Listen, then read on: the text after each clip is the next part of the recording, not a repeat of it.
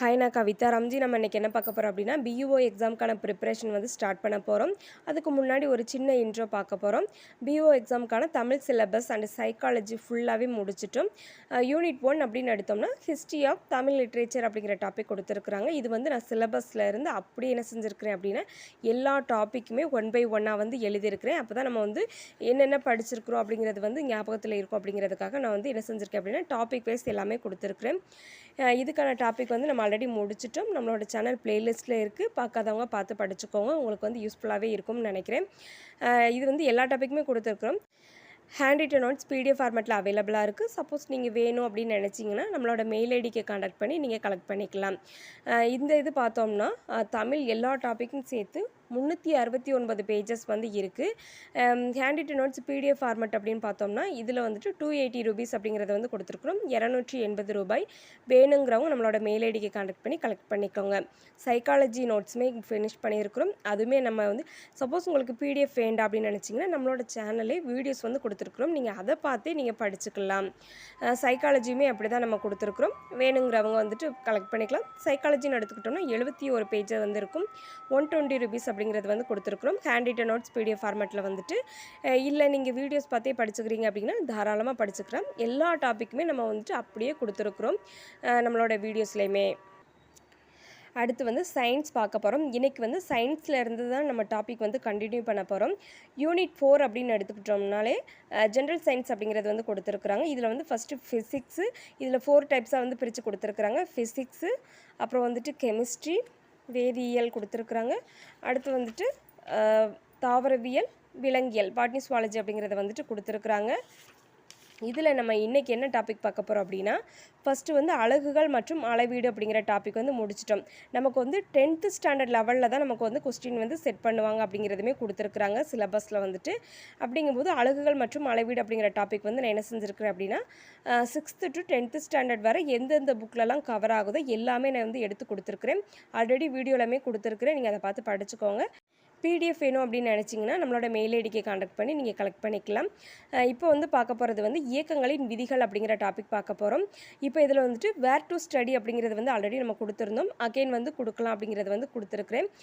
Suppose உங்களுக்கு வேணும் அப்படின்னு நினச்சிங்கன்னா கமெண்ட் பாக்ஸில் கமெண்ட் பண்ணுங்கள். வேர் டு ஸ்டடி, அதாவது ஃபிசிக்ஸ் வந்து எதுலேருந்து எடுத்து படிக்கணும், வேதியியல் அப்படிங்கிறது வந்து எதுலேருந்து நம்ம படிக்கிறோம், எல்லா டாப்பிக்குமே எதில் கவர் ஆகுறது, அதாவது இப்போ நான் உங்களுக்கு காட்டுறேன் பாருங்கள். இதில் பார்த்திங்கன்னா தெரியும் எல்லா டாப்பிக்குமே இதில் கவர் ஆகிற மாதிரி, அதாவது எந்தெந்த புக்கில் வந்து இந்த டாபிக் இருக்குது ஸ்கூல் புக்கில் அப்படிங்கிறது எல்லாமே கொடுத்துருக்குறோம். ஃபஸ்ட்டு வந்து நமக்கு சிலபஸில் என்ன கொடுத்துருக்குறாங்க, அலகுகள் மற்றும் அளவீடு அப்படிங்கிற டாபிக் கொடுத்துருக்காங்க. இந்த அலகுகள் மற்றும் அளவீடுகள் அப்படிங்கிற ஃபிசிக்ஸில் உள்ள டாபிக் வந்து ஓல்டு புக் அப்படின்னு எடுத்தோம்னா 10th ஸ்டாண்டர்டில் இருக்குது. நியூ புக் அப்படின்னு எடுத்தோம்னா 9th ஸ்டாண்டர்டில் இருக்குது. அப்புறம் 6th ஸ்டாண்டர்ட் டேர்ம் 1ல் வந்து இருக்குது. அடுத்து செகண்ட் டாபிக் அப்படின்னு பார்த்தோம்னா இயக்கங்களின் விதிகள் அப்படிங்கிற டாபிக் கொடுத்துருக்குறாங்க. இது அப்படி என்ன செஞ்சுருக்குறேன் அப்படின்னா தனியாக நம்ம வந்து எழுதிருக்கிறோம் இல்லையா. இதில் இயக்கங்களின் விதிகள் அப்படிங்கிற டாபிக் வந்து ஓல்டு புக்கில் வந்து 10th ஸ்டாண்டர்டில் இருக்குது. நியூ புக்கில் வந்து பார்த்தோம்னா 10th ஸ்டாண்டர்ட்லேயும் இருக்குது, 9th ஸ்டாண்டர்ட்லேயும் இருக்குது, 11th ஸ்டாண்டர்ட் ஃபஸ்ட்டு வால்யூமில் வந்து ஃபிசிக்ஸில் வந்து இருக்குது.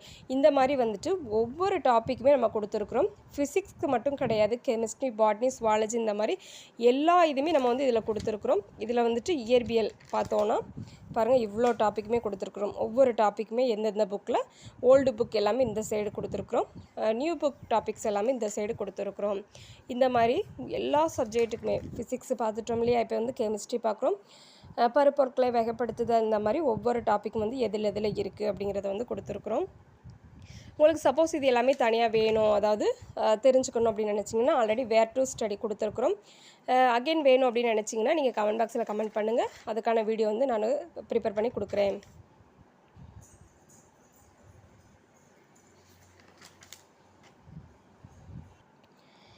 நம்ம இந்த டாப்பிக்கில் ஆல்ரெடி வந்து அலகுகள் மற்றும் அளவீடுகள் அப்படிங்கிற டாபிக் வந்து முடிச்சிட்டோம். இப்போ பார்க்க போகிற டாபிக் வந்து இயக்கங்களின் விதிகள் அப்படிங்கிற டாபிக் வந்து ஸ்டார்ட் பண்ண போகிறோம். நம்மளோட சேனல் பிளேலிஸ்ட்டில் கொடுத்துருக்குறோம் ஆல்ரெடி வந்துட்டு. பார்க்காதவங்க பார்த்து படிச்சுக்கோங்க. இப்போ அதோட கண்டினியூ வந்து பார்க்க போகிறோம். ஃபஸ்ட்டு இயக்க விதிகள் பார்க்கலாம். இயக்கம் அப்படின்னா என்ன அப்படிங்கிறது ஒரு ஷார்ட் இன்ட்ரோ பார்த்துடலாம். இயக்கம் என்பது ஒரு பொருளின் சுற்றுப்புறத்தை பொறுத்து அதன் நிலையில் ஏற்படும் மாற்றமாகும்.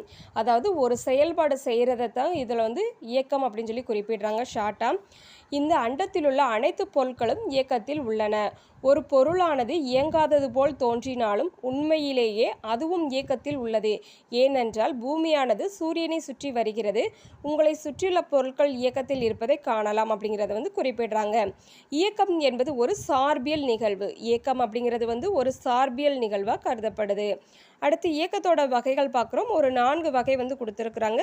நேரான இயக்கம், வட்ட இயக்கம், அலைவு இயக்கம், ஒழுங்கற்ற இயக்கம் அப்படின்னு சொல்லி 4 பிரிவுகள் கொடுத்துருக்குறாங்க. இப்போ ஒவ்வொரு பிரிவும் என்ன அப்படிங்கிறத பார்க்கலாம்.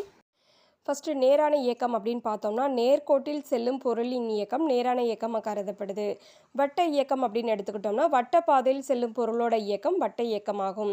அலைவு இயக்கம் ஒரு புள்ளியை மையமாக கொண்டு மீண்டும் மீண்டும் முன்னும் பின்னுமாக இயங்கும் பொருளோட இயக்கத்தை அலைவு இயக்கம் சொல்லி குறிப்பிடுறோம். ஒழுங்கற்ற இயக்கம் அப்படின்னு பார்த்தோம்னா மேலே குறிப்பிட்ட எந்த ஒரு இயக்கத்தையும் சாராத இயக்கமாக காணப்படுது இந்த ஒழுங்கற்ற இயக்கம் அப்படிங்கிறது. அடுத்து சீரான மற்றும் சீரற்ற இயக்கம் அப்படிங்கிற டாபிக் பார்க்குறோம். சீரான இயக்கம் அப்படின்னா என்னன்னு பார்த்தோம்னா ஒரு பொருள் நகரும் பொழுது சமமான தொலைவுகளை சம கால இடைவெளிகளில் கடந்தால் அது சீரான இயக்கத்தை மேற்கொண்டிருக்கிறது என கூறலாம். சீரான கால இடைவெளிகளில் அளவு மிகச் சிறியதாகவோ அல்லது மிக பெரியதாகவோ இருக்கும். அடுத்து சீரற்ற இயக்கம் அப்படின்னு பார்த்தோம்னா ஒரு பொருள் சமகால இடைவெளிகளில் சமமற்ற தொலைவுகளை கடந்தால் அது சீரற்ற இயக்கத்தை மேற்கொண்டுள்ளது என கூறலாம் அப்படின்னு சொல்லி குறிப்பிடுறாங்க. அடுத்து இயக்க விதிகள் அப்படிங்கிறத பார்க்குறோம். அறிவியல் பூர்வமாக விசை என்பதை சர் ஐசக் நியூட்டனின் 3 இயக்க விதிகள் மூலம் விளக்க இயலும் அப்படின்னு சொல்லி குறிப்பிடுறாங்க. நம்ம 3 இயக்க விதிகளும் கொடுத்துருக்குறோம். அதுக்கு முன்னாடி சில முக்கியமான பாயிண்ட்ஸ் பார்த்துடலாம். இவ்விதிகள் மூலம் பொருட்களின் இயக்கத்தினை தெளிவாக புரிந்து கொள்வதுடன் இயக்கத்தில் உள்ள பொருளின் மீது செயல்படும் விசை மதிப்பை கொண்டு அப்பொருள் எவ்வாறு இயங்கப் போகின்றது என்பதை முன்பே தெரிந்து கொள்ளவும் உதவியாக உள்ளது. நியூட்டனின் இயக்க விதிகளுக்கு முன் விசை மற்றும் இயக்கம், அதாவது நியூட்டனோட இயக்க விதிகளுக்கு முன்னாடி, அதாவது 3 இயக்க விதிகள் இருக்குன்னு சொல்லி பார்க்க போகிறோம் இல்லையா, அந்த 3 இயக்க விதிகளுக்கு முன்னாடி விசை மற்றும் இயக்கம் பற்றி பல்வேறு விதமான கருத்துக்கள் இருக்குது. விசை மற்றும் இயக்கம் அப்படின்னா என்ன அப்படிங்கிறது தெரிஞ்சால் தான் நம்ம அடுத்து அந்த 3 விதிகளுக்குள்ளே போகிறதுக்கு ரொம்பவே ஈஸியாக இருக்கும். இப்போ நம்ம விசை மற்றும் இயக்கம் அப்படிங்கிற பற்றிய கருத்துக்கள் பார்க்கலாம். இப்போ பார்க்க போகிறது இயந்திரவியல் பற்றி ஒரு குறிப்பு பார்க்க போகிறோம். இது எல்லாமே முக்கியமானது. அதாவது நம்ம அந்த விசை மற்றும் இயக்கம் அப்படிங்கிறது பார்க்குறதுக்கு ஒரு இன்ட்ரோ கொடுத்துருக்குறாங்க. இயந்திரவியல் அப்படின்னு பார்க்குறோம். விசையின் செயல்பாட்டால் பொருள் மீது ஏற்படும் விளைவுகளை பற்றி பயிலும் அறிவியல் பாடமே இயந்திரவியல் ஆகும். விசையோட செயல்பாட்டால் பொருள் மீது ஏற்படும் விளைவை பற்றி பயிலும் அறிவியல் படிப்பு அப்படிங்கிறத தான் இயந்திரவியல் அப்படின்னு சொல்லி குறிப்பிடுறாங்க. இது 2 பிரிவுகளாக பிரிக்கப்பட்டுள்ளது. இது என்னன்னு பார்த்தோம்னா நிலையியல் மற்றும் இயங்கியல் அப்படின்னு சொல்லி 2 பிரிவுகளை உள்ளடக்கியதாக இந்த இயந்திரவியல் அப்படிங்கிறது காணப்படுது. ஃபஸ்ட்டு நிலையியல் அப்படின்னா என்னன்னு பார்த்துடலாம். விசையின் செயல்பாட்டால் ஓய்வு நிலையிலுள்ள பொருள் மீது ஏற்படும் விளைவுகளை பற்றி அறியும் அறிவியல் தான் நிலையியல் அப்படின்னு சொல்லி சொல்கிறாங்க. இதே இது இயங்கியல் அப்படின்னு பார்த்தோம்னா விசையின் செயல்பாட்டால் இயக்க நிலையிலுள்ள, இதை நோட் பண்ணிக்கோங்க, நிலையியல் அப்படின்னா ஓய்வு நிலையிலுள்ள பொருள் மீது ஏற்படும் விளைவுகளை பற்றி அறியக்கூடிய அறிவியல் தான் நிலையியல். அதே இது இயங்கியல் அப்படின்னு பார்த்தோம்னா விசையின் செயல்பாட்டால் இயக்க நிலையிலுள்ள பொருள் மீது ஏற்படும் விளைவுகளை பற்றி அறியும் அறிவியல் தான் அதாவது இயங்கியல் அப்படின்னு சொல்லி குறிப்பிடுறோம். இயங்கியல் அப்படின்னு சொல்கிறோம். இது மேலும் 2 பிரிவுகளை கொண்டதாக காணப்படுது. இந்த இயங்கியல் அப்படிங்கிறது இயக்கவியல் மற்றும் இயக்க விசையியல் அப்படின்னு சொல்லி 2 பிரிவுகளை உள்ளடக்கியுள்ளது. இப்போ அந்த 2 பிரிவுகளையும் பற்றி டீப்பாக பார்க்கலாம். இயக்கவியல் அப்படின்னு பார்த்தோம்னா இயக்கவியல் என்பது இயக்கத்தை ஏற்படுத்தும் விசையினை கருத்தில் கொள்ளாமல் இயக்கத்தினை மட்டுமே விளக்குவது இயக்கவியல் ஆகும் சொல்லி குறிப்பிடுறாங்க. அதே இது இயக்க விசையியல் அப்படின்னு எடுத்துக்கிட்டோம்னா பொருளின் இயக்கத்தையும் அதற்கு காரணமான விசையும் பற்றியும் விளக்குவது இயக்க விசையியல் ஆகும். பொருளோட இயக்கத்தையும் அதற்கு காரணமான விசை பற்றியும் விளக்குவது அப்படிங்கிறத இயக்க விசையியல் அப்படின்னு சொல்லி குறிப்பிடுறாங்க. இதுக்கு அடுத்து விசை மற்றும் இயக்கம் அப்படிங்கிறதுக்கான ஒரு சில டெஃபினேஷன்ஸ் சில ஆத்தர் கொடுத்துருக்குறாங்க. அதுக்கான டீட்டெயில்ஸ் எல்லாமே கொடுத்துருக்குறேன். இது எல்லாமே நம்ம நெக்ஸ்ட் வீடியோவில் பார்க்கலாம். இப்போ இயக்க விதிகள் அப்படிங்கிறதுல சில டாபிக்ஸ் பார்த்துருக்குறோம். இதோட டாபிக் நம்ம நெக்ஸ்ட் வீடியோவில் கண்டினியூ பண்ணலாம். எதுவும் டவுட் இருந்துச்சுன்னா கமெண்ட் பாக்ஸில் கமெண்ட் பண்ணுங்கள். நம்மளோட வீடியோ உங்களுக்கு யூஸ்ஃபுல்லாக இருந்துச்சுன்னா ஒரு லைக் பண்ணிடுங்க. நீங்கள் கொடுக்குற ஒவ்வொரு லைக்குமே எனக்கு அடுத்தடுத்து வீடியோ ரெஃபர் பண்ணுறதுக்கு ரொம்பவே மோட்டிவேஷனாக இருக்கும். நம்ம சேனலை லைக் பண்ணுங்கள், ஷேர் பண்ணுங்கள், சப்ஸ்கிரைப் பண்ணுங்கள். Thank you friends.